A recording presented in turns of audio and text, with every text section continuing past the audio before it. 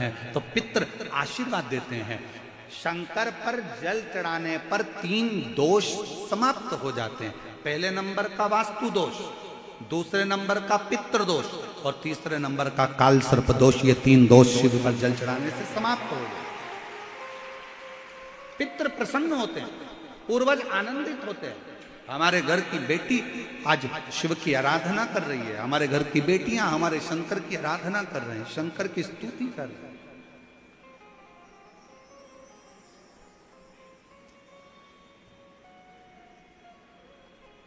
शिव आराधना में डूबे हुए हैं।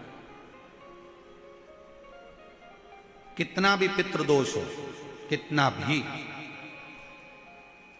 बेटों की शादी नहीं हो रही, बेटियों का संबंध नहीं आ रहा, घर में क्लेश बना हुआ है, अशांति बनी हुई है, मानसिक टेंशन बना हुआ है, 1 रुपए कमाओ 1.25 रुपए खर्च हो रहा है, कोई समझ में नहीं आ रहा, कोई रास्ता नहीं सूझ रहा, एक चावल का आखा दाना लेकर परिंदे के पास, परिंदा जानते हो सब लोग, हंडा मटका, पानी भरने का मटका, हंडा घड़ा गगरा, जो घर के रसोई घर में जो पानी का स्थान होता है, एक चावल का दाना रसोई घर में रखकर उस चावल के दाने को साथ में लेकर और 1 लोटा जल हंडे का, मटके का, परिंदे का, घड़े का भरकर जाइए और वो परिंदे का पास का चावल का दाना और 1 लोटा जल, पहले चावल का दाना शिव जी के शिवलिंग पर समर्पित करो, फिर 1 लोटा जल, जहां जलाधारी होती है, जलाधारी इधर की है तो आप इधर खड़े हो, जलाधारी उत्तर की है तो आप यहां दक्षिण की ओर खड़े होकर शिव जी पर जल चढ़ाना प्रारंभ करें। यहां जल बह रहा है शिवलिंग का तो आप इधर खड़े होकर जब जल चढ़ाओगे, चावल का दाना रखकर, कैसा भी पितृदोष हो वो सारा पितृदोष समाप्त होता ही है और घर में शुभ कार्य होता है। पितरों की शांति का मूल क्रम है शंकर की स्तुति।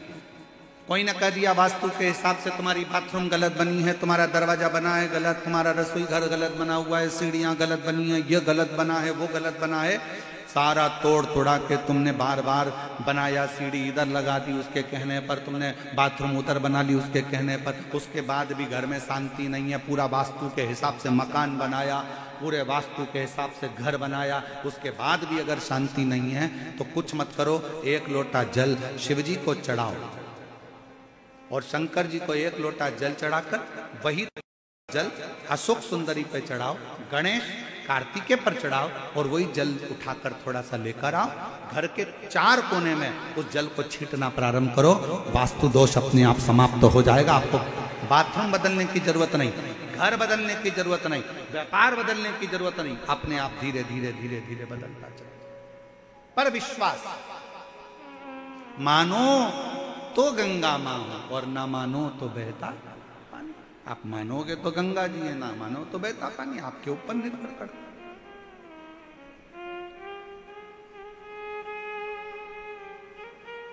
और विश्वास होगा तो शिव मिलेगा। एक पत्र है अच्छा,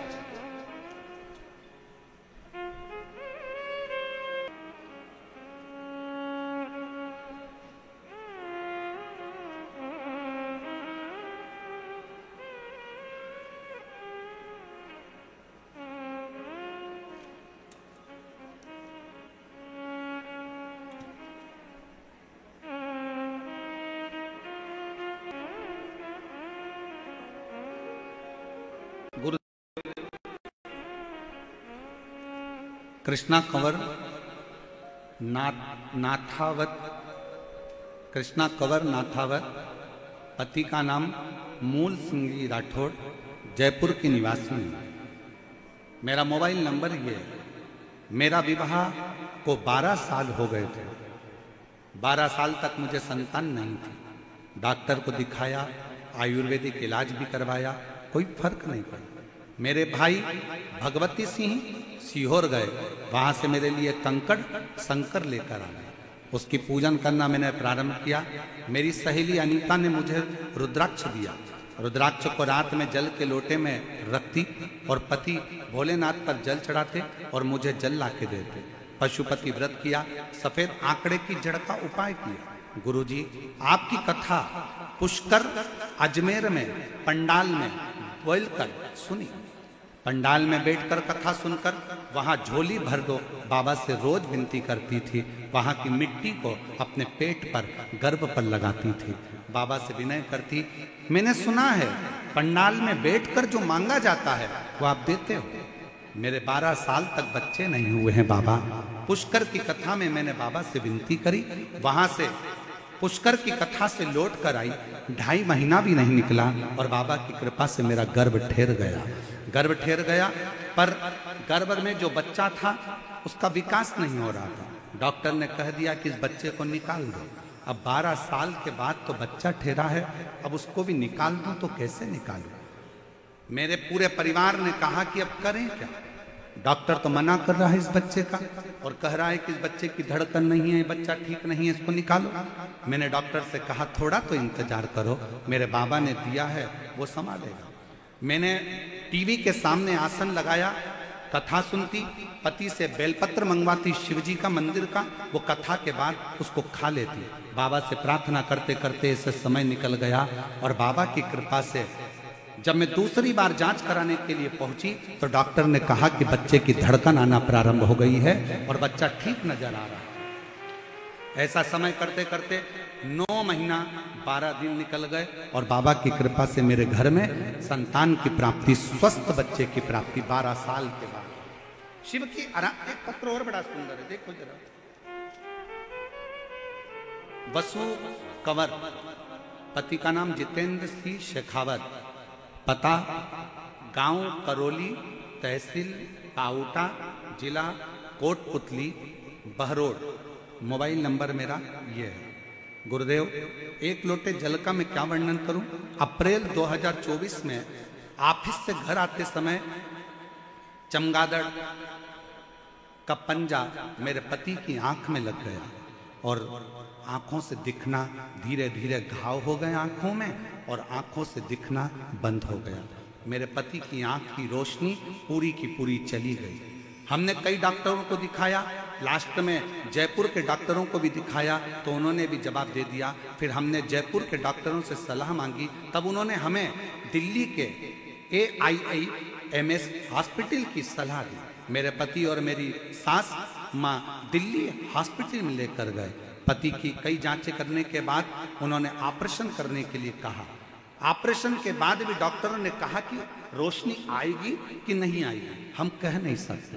फिर हम लोग परेशान होकर डॉक्टर से दवाइयां लेकर आ गए। आने के बाद किसी ने बताया कि अगर शंकर के मंदिर में झाड़ू लगाई जाए, पोछा लगाया जाए, 1 लोटा जल चढ़ाकर उस जल को पिया जाए, उसका अंतर आता है। तब हम ऑपरेशन की तारीख लेकर आ गए और ऑपरेशन की तारीख लेकर हम अपने यहाँ आने के बाद शिव जी के मंदिर में जाने लगे।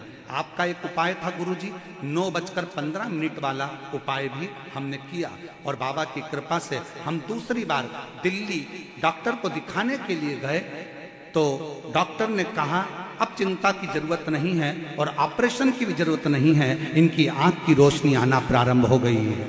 मैं बाबा को प्रणाम करता हूं, इनकी आंख की रोशनी आना प्रारंभ हो गई। शिव तत्व किसको कहते हैं? शंकर की उदारता किसको कहते हैं? हे त्रिपुंडधारी,